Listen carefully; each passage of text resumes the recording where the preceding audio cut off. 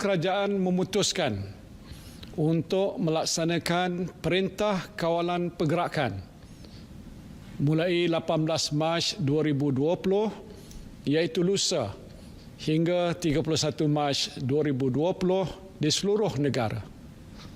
Perintah kawalan ini dibuat di bawah Akta Pencegahan dan Pengawalan Penyakit Berjangkit 1988 dan Akta Polis 1967.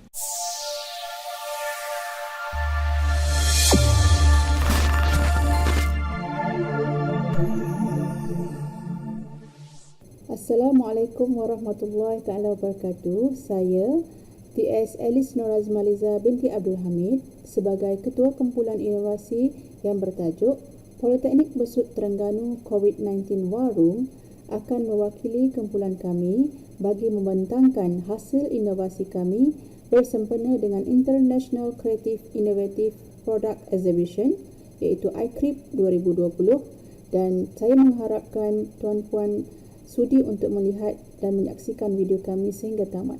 Terima kasih.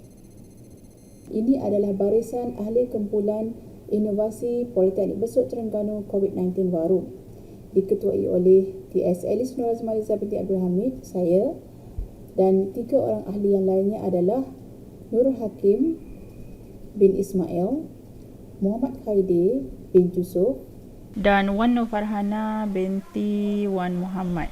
Okey, ini adalah agenda yang akan kita bentangkan pada hari ini. Yang pertamanya pengenalan, yang keduanya pernyataan masalah, yang ketiganya objektif inovasi, yang keempat kaedah pelaksanaan inovasi, dan yang kelima hasil ataupun impak pelaksanaan inovasi. Okey, kita tengok yang pertama dulu iaitu pengenalan. Okey, COVID-19 War Room di Politeknik Besut Terengganu dibangunkan semasa permulaan Perintah Kawalan Pergerakan yang pertama bermula pada 18 Mac 2020 untuk memutuskan rangkaian COVID-19. Perdana Menteri Malaysia telah mengarahkan Kementerian Pendidikan untuk melaksanakan insentif pembelajaran di rumah selama tempoh PKP untuk memastikan pendidikan anak-anak tidak akan terabai dalam tempoh kawalan pergerakan berkenaan. Penularan wabak COVID-19 telah banyak mengubah amalan pendidikan di negara kita. Sepanjang tempoh Perintah Kawalan Pergerakan dilaksanakan, pengajaran dan pembelajaran tidak lagi dijalankan secara bersemuka. Sebaliknya, guru menggunakan pelbagai kaedah lain untuk berhubung dengan pelajar.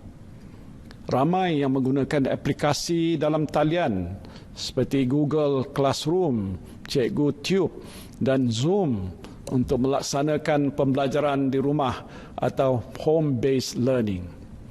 Tidak kurang juga cikgu yang menggunakan WhatsApp dan Telegram. Dan saya diberitahu ada juga cikgu yang menyampaikan latihan sukan secara online. Sesuai dengan arahan yang dikeluarkan, semua pensyarah di Politeknik Besut diarahkan untuk bekerja di rumah dan proses pengajaran dan pembelajaran dilaksanakan secara atas talian ataupun jarak jauh. Yang keduanya, kita tengok dari segi pernyataan masalah. Aplikasi Politeknik Besut Terengganu COVID-19 War Room dibina untuk menyelesaikan masalah yang timbul disebabkan oleh pelaksanaan Perintah Kawalan Pergerakan, di mana kesukaran telah berlaku bagi penyaluran maklumat secara menyeluruh dan sistematik kepada pensyarah dan pelajar mengenai apa yang perlu dilakukan dalam tempoh PKP. Pihak pengurusan telah menggunakan pelbagai saluran penyampaian maklumat untuk memastikan bahawa semua aktiviti dapat dilaksanakan walaupun kaki tangan tidak berada di pejabat dan pengajaran dan pembelajaran dilaksanakan secara atas talian. Selalunya media sosial seperti WhatsApp dan Telegram digunakan sebagai medium saluran utama penyampaian maklumat kepada pensyarah dan pelajar kerana tidak ada platform khusus untuk tujuan tersebut. Seterusnya, kita tengok objektif inovasi.